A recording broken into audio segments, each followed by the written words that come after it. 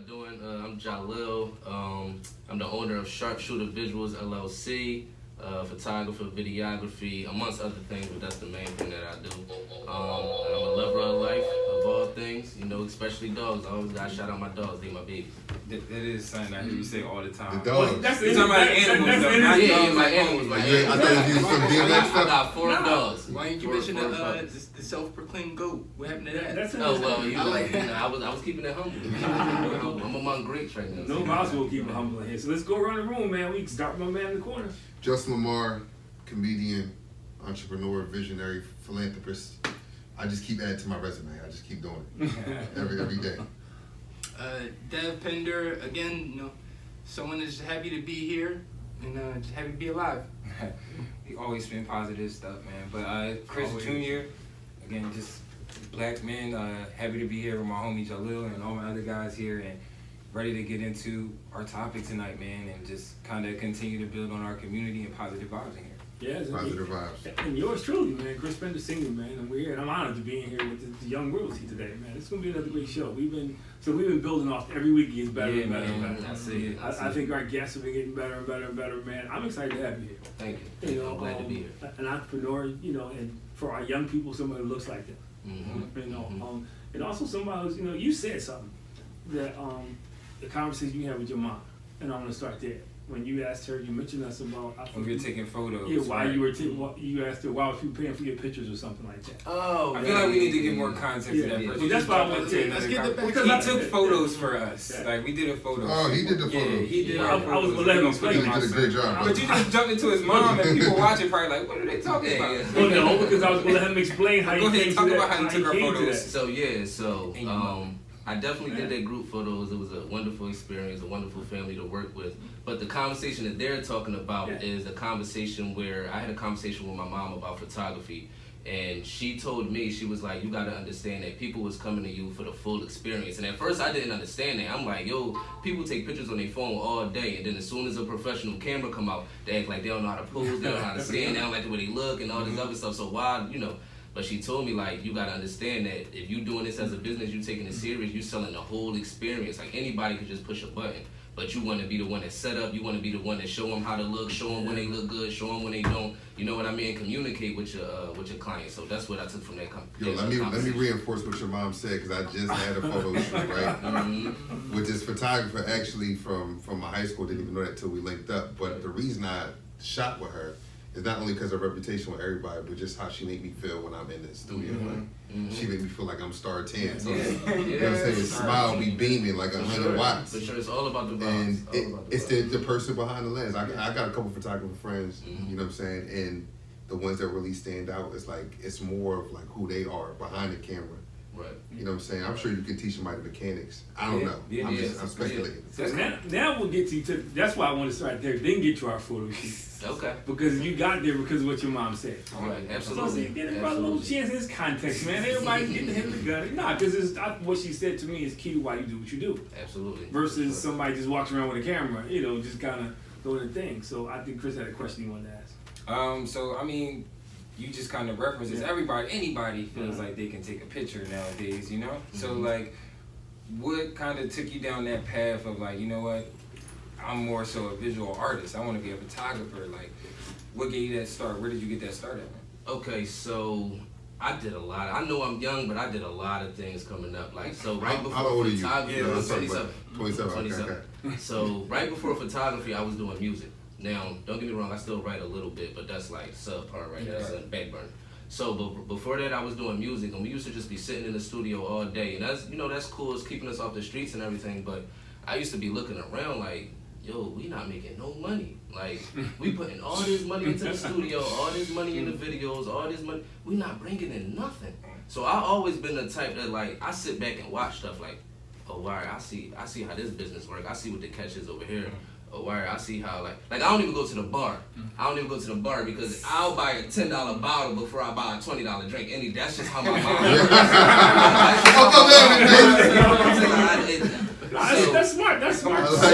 That's a bar right there. I want to say a little sidebar because my kids and my wife laugh at me because when I go on order, I always get a separate glass of ice. Say make sure you get more. Because they Oh, yeah, cheating, man. Oh, yeah, They for cheating, sure. man.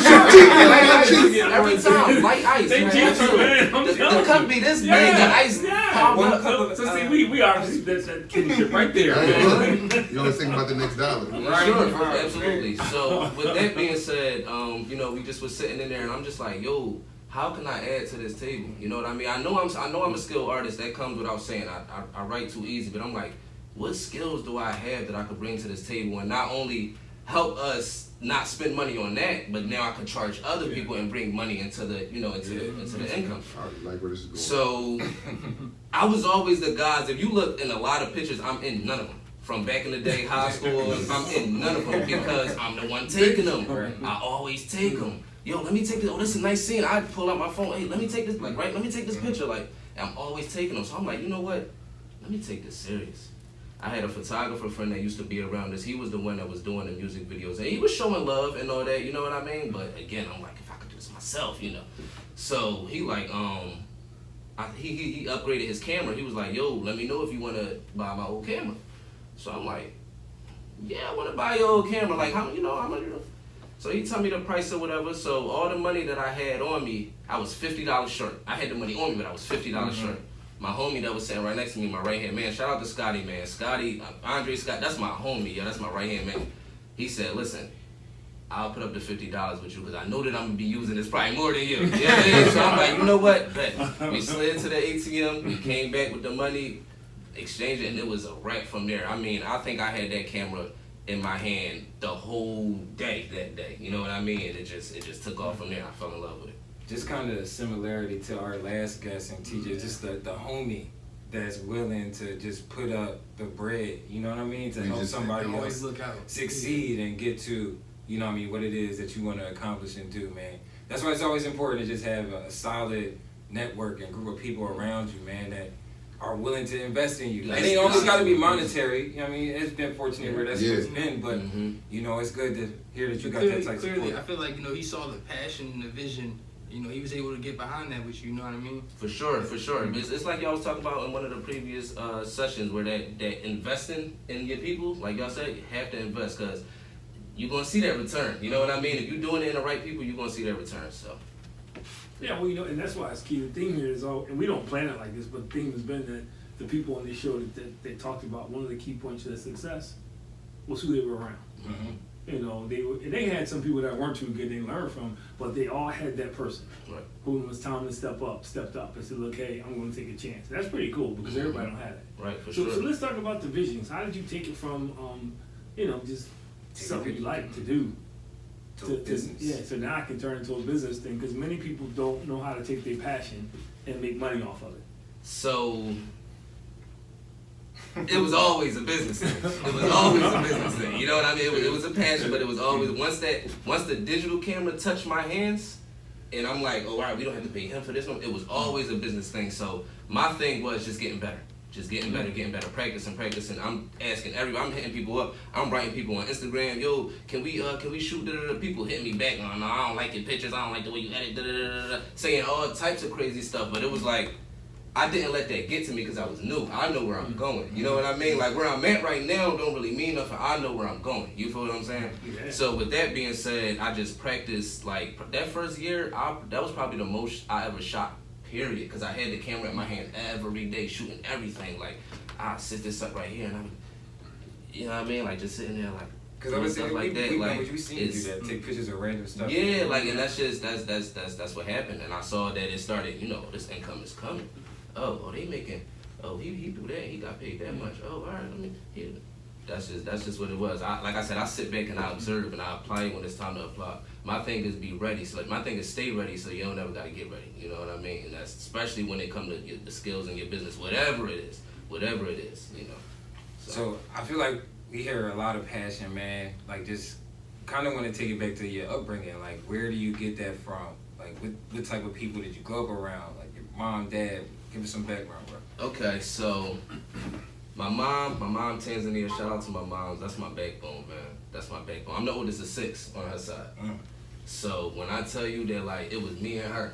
Like, I was like, I don't want to say the father figure of the house, but I had to make sure that things was held down because she was working. She went to college. She graduated with her master's. Like my mom did great things, and we helped each other. Like if it wasn't for her, I wouldn't be here right now. Like I'm talking about, like I never once felt down and out with like just alone because she was always there no matter what it was. And to me, that's important.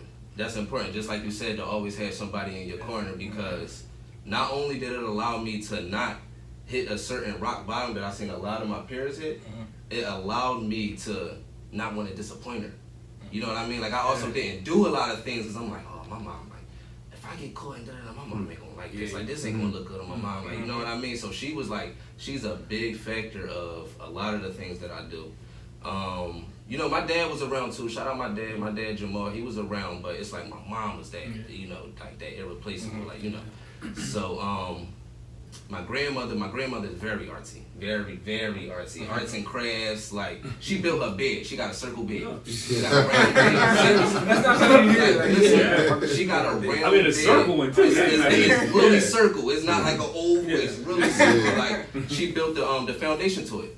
So it's like she do stuff like that. Like she renovate her house. She used to run a daycare. So she used to have us in the house doing all types of arts and crafts, and she liked that. My pop had a vacuum cleaner business that I used to work at when I was a child.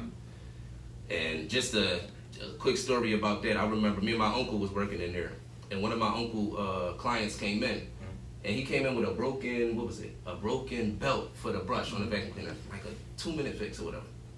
The person asked him, he was like, "Yo, can I just pay you to show me how to do it or whatever?" So my uncle was like, "No, like why would I do that?" And he walked in the back. So then we sitting there, you know, I'm in the back or whatever, talking or whatever, and he like, he doing what he doing, you know. So he stopped, finished it. Then he just sitting there. So I take the time to ask him, you know, I'm always watching. I peep that. I'm like, why you ain't just show him, like, just take that money to show him how to do it or whatever? He said, what type of shop is this? I said, a vacuum shop? He said, exactly. He said, what do we do? I said, fix vacuums? He said, exactly. If I sit here and teach everybody that walk in here how to fix vacuums, who will walk in here? I said, you know what? That's crazy. That's crazy. So when he went back out, he basically said the same thing to the dude, but he said it in a better way. Like, what reason would I have to see a smiling face or something like that? You know what I mean? He spun it in a good way, but that made sense to me. You know what I mean? It was like, since I was a pup, I've been around creativity and business. You know what I mean? So mixing it was always, it was easy for me. I used to make clothes in high school, like, you know what I mean? And I used to sell them, like paint, bleach stuff, all that type, rips in the jeans, all that. Like I was that bull. I was the bull. You know what I mean? So. And you went to Shellham too? Yeah, I went to Shellham. Yeah. Shout out to CHS. You know, 2012. CHS greatness in here. Hamilton Ghost. You already know. You already know. All right, so when you talking about clothes, I know you have the clothing line that you do right now. You know, it's a kind of great segue. Oh yeah, for sure. Oh, that's you. I didn't know. Yeah. That's one of my first original Johns. He got the OG shirt. Yeah, I've seen like guys wearing things, man. Like some of your friends, and I need to copy some gear too. We definitely need to talk about for sure. that. If y'all give me y'all sizes, I'll be able to. Yes. But I want you to talk about the clothing line, man. Like, how did that get started? You said you started in high school. Again, was that just like one of your friends saw how you was wearing something, or? Like, so the clothing line didn't really start until after the photography, right? So in high school, it was more so of a way to make money. You know what I mean? Me and my homie Scotty, we'd be like, yo, people welcome to us. Where you get that from? We ain't get it from nowhere. We made it. Oh, how I did it? I'm like, oh, we making money off of this. Let's just start charging people. You know what I mean? So that started there. And then once I got into the photography and the videography thing, I'm like, I need something to brand myself, because I'm not just a photography and videography company. You know what I mean? Like, I'm a whole brand. You feel what I'm saying? This is like I said, it's an experience. You know what I mean? So I'm like, I need something to really brand myself. So I started putting my name on my shirt. You know what I mean? I really started liking the way it looked, and I'm like, I think I'm about to start selling this to start funding my photography. And with that, I started being able to get more photography equipment, tripods, extra cameras, and stuff like that. So that's really how that. And it's been wonderful. It's been wonderful. Like, it's really been wonderful. I'm not gonna lie. I gotta get back on it, because people be asking me for stuff, and I'm like, I got you, because I be doing so much more stuff. But if I can get that really working, like the well-oiled machine I know it's meant to be, it's gonna be something beautiful. Okay, so my question, right?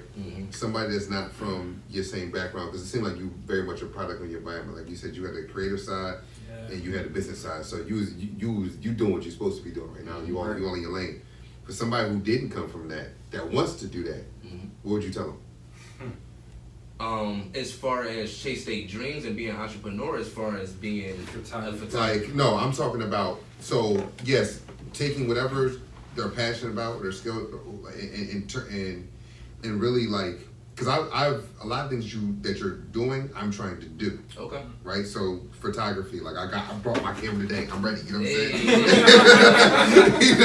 you know what I'm saying? Like, but my obviously my passion mixed with comedy. So like that's a whole thing itself. So I've already started that, but I've noticed that it like. For people who are not from that, like my pop was always 9 to 5.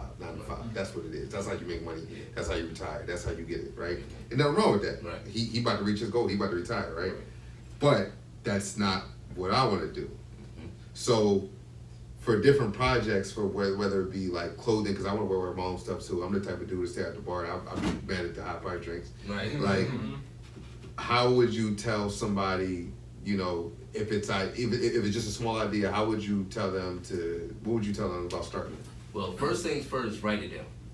Write it down. Any idea you have, write it down. I don't care what I'm doing. Like, well, besides shooting, because when I'm shooting, I'm really to my clients, but I could be, Hold up.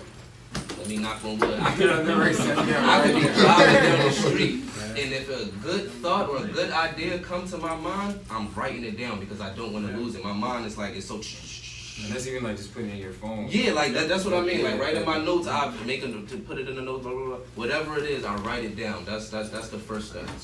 The second step, I tell everybody, like I went to college, but I didn't finish college. I went to college for criminal justice. And that's a whole nother story. That's just not what I wanted to do. You know what I mean? Like, so with that being said, YouTube is my college now. Like I tell everybody, I go to YouTube University. I be on the same. I'm glad you brought that up. Everything is on there, man. Now, I'm glad you brought that up because that's funny. But when you talk about that story with your uncle, how he said, why would I teach him for free? Why would he come back? Now they teach you for free. So what would your uncle say about that now? But see, not really for free. If you get the views, it's not really for free because they get the views and stuff, and people start to advertise on it. So it's an angle behind that too. I mean, it's a lot of input. I got 22. I got 22 subscribers on my YouTube channel. I work gotta get That's what I'm saying. It's gonna be a lot of free stuff going up. But that's what it is, though. You do it, and people pay because you're popular. Like if you're real funny and people laugh at you, I got to just not people want to advertise, so that's when you make your money. But before that, you have to. Yeah, you gotta get there. You have to put in consistent inputs to consistency with the internet. And even if your uncle did show that dude how to fix the thing, he probably still come back. He don't want to do that. Like it's a convenience. It's a convenience of somebody doing it. That's why people who still like I can learn anything I want on YouTube. I still be paying people to do stuff. People are just lazy, like they don't want to take that. That's true. You know, but I think it depends on the person because there's some people like I'm that dude, man. If I learn how to do it, yeah, it's over. It's over. I'm never paying anybody. You know me, I'll put the deck on back of my house. I figured I'll do all that stuff. But some people just value their time. Like how many vacuum cleaners are we going to pick? Like your uncle learned that skill as a youngin. Like took it with been in the family. Like it's like easy money right here. Some people see easy money other ways. I would pay some time to give myself more time to write, do comedy, other stuff like that. Yeah. I mean, but kind of, it's a whole nother subject. I was gonna say time. Like, but I think, but see, when I'm working, I'm thinking. I'm like, yo, man, when I'm working with my hands, because I don't work with my hands ordinarily. So if I'm doing labor outside, I'm always thinking, man. I'm making mental notes. I'm changing things. It's so funny because if you look at my curriculums and a lot of stuff I talk about with youth, it's always stories from something I did working or playing ball or something. It always in the yard. Yeah, I do. Touching on earth. I felt one with the wood. People laugh, but you know what? And people say, but you know what? I always remember what I say because it's based off of real stuff. I've been in the room, people say stuff, and they say, yo, that's not what you said last time. Because people start making stuff up. You start making stuff up. Like, yeah, man, I walk uphill everywhere. And the next time I walk. So, I mean, to me, I get stuff. But I get your point. Because I have friends who they not touching it, man. Like, oh, man, I'll pay somebody, I'll sit there and watch them. Yeah. But it's with the business, the last thing you want to do is risk losing a client for whatever reason. Yeah. For whatever reason. So even if they're the type of people that Yeah. might not do it, it's still a chance that Say they it might. again. You know Say what it I again. mean? So, Say that one more time, because that's very important. Which part? Being willing to lose a client. Oh yeah, for sure. Why sure. is that important? That's been the thing, man. Because clients, number one, that's your livelihood. Like, I don't have that 9 to 5. I don't go to work every day, and at the end of the week, I know that I'm getting paid this. I don't have that security that a lot of people have, and that's okay because that's the life that I chose. But what I also don't have is a ceiling. You understand what I'm saying? A lot of people that work 9 to 5s, you can only make this much because you can only work this amount of hours. Yeah. I'm on call 24/7. You know what I mean? Like, it'll be sometimes where somebody might hit me up like, yo, something just happened. I'm so sorry, the photographer canceled on me. Are you able to get here in an hour? And if I'm able to do it, I'm like, yeah, well, as long as you know it's a rush fee, but yeah, I'm over there. You know what I mean? Shout Like, out. You left a birthday party, the kid's birthday party coming up, then went back. So, yeah. Yeah, Alright, you so know what I that's- mean? So, But So the I'm dog, miss- though. so I'm You missing went to what the you're dog saying. party. yeah, right. You That went to had the to show dog love party to the first. dog. You know. So I'm missing what you're saying. You said don't be scared to lose a client, right? No, I'm not saying don't be scared. You should be scared. Okay, Like I said, okay. That's your livelihood. Yeah. What I'm saying is, that's just it. That's your livelihood. Like you want as many clients as you possibly Absolutely. can. Yeah. Now things happen. Yeah. People learn photography. People, little cousin graduate college with a photography degree, so they don't need you no more, or whatever the case may be. Yeah. You know what I mean? All types of things happen. So you just want to pop style, so you can have as many clients as you want. You know what I mean? So you never gotta hit that ground zero. But it's know what funny I you say that because a lot of business fail because they cap themselves. mean? You Yeah. know, they think, well, okay, I got 10 customers. I'm making good money, not realizing that you can lose 5 in one heartbeat, man, or 10. So I think that kills a lot of people too, because they think I'm set because they got these 10, so they don't build on their clientele. That's one thing. I got comfortable before. I'm not gonna lie. I did get comfortable before. I had a nice flow of clients. I was seeing steady money, and I got comfortable. Worst thing that ever happened to me. I don't want to mess. Worst thing that ever happened to me. You know what I mean? Because that drive is not there. You're not hungry no more. You're not hungry. Like when I'm taking pictures, I'll be like, all right, let me get this angle. Y'all saw how I did it. You saw how I did it. You know what I mean? It's that hunger. I want to do the best that I can do. You know what I mean? But when you get comfortable, it's not there no more. But that speaks to what Justin said, because there's a distinct difference between, because I've had photographers like, I couldn't wait till it was over. I'm looking at my wife like, yo, let's get this thing over. Versus Justin said that feeling like, yo, I feel special. Let's do this. So and that's key. That's key to making people feel like special. Like, man, I'm worth this, because that's the person that's going to get into the poses and do the things, and that's the person who going to give you word of mouth. Because I found word of mouth is the best client. It's the best advertisement. Absolutely. It's the best advertisement when someone like says, man, this dude is really, really good. Yeah. So in photography, going back in time, what would you say to yourself, giving yourself advice first starting out? That's a good question. First starting out, I would probably say get around mentors faster. Like, meaning, like, I have a whole bunch of people that I consider, like, mentors right now. Not even people that I talk to every day, but people that I know if I need something, I need a question answered or whatever, I can call them and they're there for me. You know what I mean? Like, I have that. But I didn't have that starting out. I would say from day one, whatever it is, you need a mentor. Could you have had that? Could I have had it? Yeah. If you would have just asked? Yeah, right. That's what it was. That's what it was. It's funny because I do the same thing in my career. Mhm. I could ask for so much more and have so many more opportunities, but I'm a very prideful person. I was about to say, so why do you think that is? I heard you just say pride. Like, is it fear, pride? For me, it wasn't pride. It was, I like to see if I could do something myself before I ask for help. You know what I mean? Like, asking for help is the last thing I want to do. Not because I'm scared. Like, having a mom like my mom, like, asking for help is nothing to me if I really need it. You know what I mean? But being the oldest of 6, there comes in the not asking unless you really have to. Yeah. You understand what I'm saying? So if I could do something by myself and knock down that wall or knock in that nail by myself, then I'm gonna do that without asking for help. I feel that way too, but that's what I consider pride. Yeah, I was just thinking about that. Because I could easily, it sounds like pride. I could easily get the question answered by somebody who is invested in my success. Like you talk about mentor, they want to see you become what they are That's and true. more. But my dad always told me this, and I think when it comes to pride, man, he says, if you're prideful, you're not hungry enough. He said, if you remind yourself how hungry you are, man, Right. you start asking those questions, man. I Right. think sometimes, to your point, it's easy to get comfortable, especially when you have the basic needs, you have things, you're not struggling. Right. But if you stay hungry, because I know when I started out, man, nobody would help me. Or people would say they would help me, and don't look like I was getting as good as them. All of a sudden, you know, they started returning phone calls. They started inviting me to do stuff. They said, "Oh, we can't invite Jesse because he's funnier than me now." You know, wait a minute, 6 weeks ago, you know. So I went through that. But what I learned was that I had to kind of swallow my pride, man, because I was hungrier to succeed. So I started asking questions. If they answer me, they do. If they don't, they don't. You know, I just started probing, man. Like, hey, how did you do this? How did you come up with this? You know, well, you know, why do you talk like that? Right. You know, like I'm not funny, but I can make people laugh. You know, I learned that from somebody. You know, versus trying to tell jokes. Like Jesse can tell jokes, people laugh. I tell jokes, he look at me like, yeah, come on, really? Boy, So when you're hungry, you got to just remember how hungry you are, man. And then when you're hungry, you ask questions, man. And if they answer you, cool. If they don't, That's true. you know, see you later, man. But I think it's important because that's how you get better. Yeah.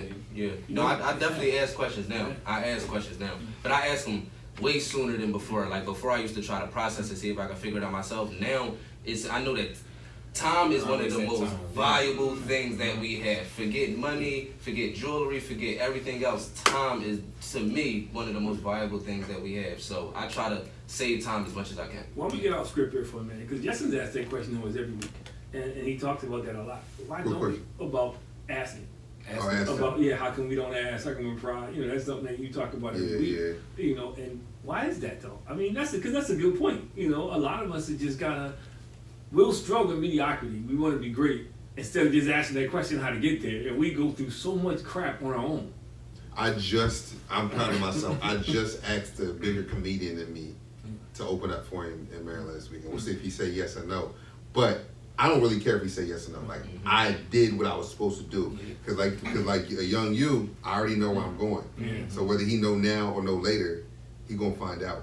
You know what I'm saying? Like, but I know that I did everything I can to, you know what I mean, put myself in a position I want to be in. But what that does is it separates people, and I learned it because all those folk who tell you if you ever need anything and they feel crap, they disappear. And so you find yourself with people who really mean it. Because now I know if I tell Justin if you ever need anything, he will ask me. So that's different than hey, if you need anything. So that's the good side about it. You start eliminating folk who just blow smoke at you, man. And the people around you are the ones who really will say, you know, and they'll back it up. That's true. You was about to say something? Yeah, piggybacking off of what you had said, a couple years ago, I used to be a mentor for a program called As I Plant the Seed. Founder Ryan Harris, a wonderful dude. Like I consider him like my older brother. He's not in photography, but he's somebody that I consider a mentor because he does a whole bunch of things in the community. So with that being said, he ran a challenge, a 30K challenge. He stood on the corner of Broad and Hunting Park for I think it was 3 days. And stood out there and collected money. I'm not leaving, I'm not eating until we reach this 30K. And when I tell y'all, it was raining, it was cold, my boots were soggy, I went home. You know, I'm not gonna lie, I love the kids and all that, but I went home. You know, he was out there. Who was it? Ryan Harris? Ryan didn't eat, you know what I mean? So shout out to him for that dedication because he reached his goal. He reached his goal in 3 days. But that taught me a lot. That humbled me a lot.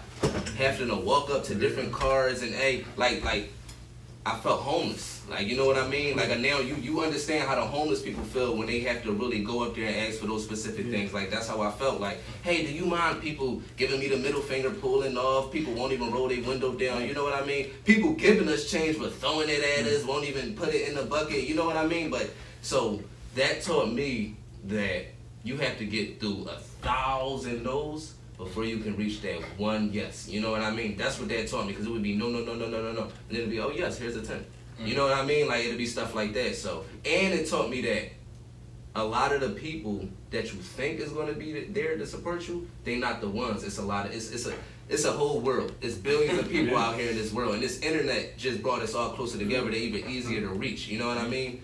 Don't get caught up in what you think is supposed to be your audience, or who you think is supposed to be your clients, or you think is supposed to be your supporters, because they won't come. If you're on the right path that you're supposed to be on, you're doing what you're supposed to be doing, people going to notice it, they're going to gravitate towards you, and they're going to come. When you attract people about what you're about. Yeah. And you get rid of people who not, because people feel bad, and you know, they're the ones who talk about you. Like, who Justin think he is, man? You know, they do. That's the ones, you know, they come up with things to kind of shoot you down, or they trying to talk you out of it. Like, I had some people I knew, and I'm not going to say friends, and they started the conversation off the same way. Well, if I was you, well, you're not me. That's like condemn in the bud, man. But that's the first thing they would say. Well, why would you, Justin? I wouldn't do a good job. You know, people say stuff like that. So you got to be able to stand alone. I think once you stand alone, you attract people like you. And to me, I've been saying their whole lives, man, it's us against the world.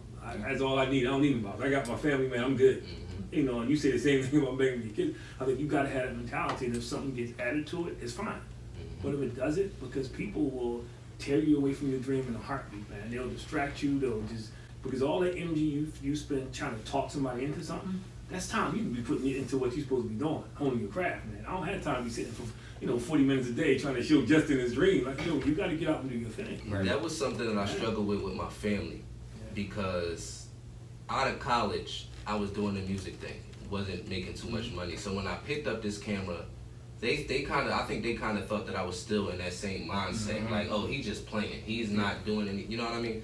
So my dad is a septic driver. He made good money, got good benefits and everything like that. But when I tell you that one of the biggest things that hurt me from him was him sending me septic applications almost every week. You know what I mean? Like, you not sending out referrals. I hate to be laughing not like sending that. I know who you think is. He tried the 66, don't he? He gave me them Jones too. Like, come on, man. But it's like, you're not sending out referrals. Yeah. You're not sending out, you know what I mean? Like, you're not reposting my pictures or my videos or nothing. You just sending me flyers for for the career or whatever. So to me, and he wasn't the only one. I just use my dad because that's he the closest to me, and but he wasn't the only one. A lot of my family members did that, and that at first it hurt, because at first it's like, oh, y'all really don't believe in me, but then y'all really don't believe in me. Like, you know what I mean? Like, it kind of flipped the switch, so it turned into a fire. So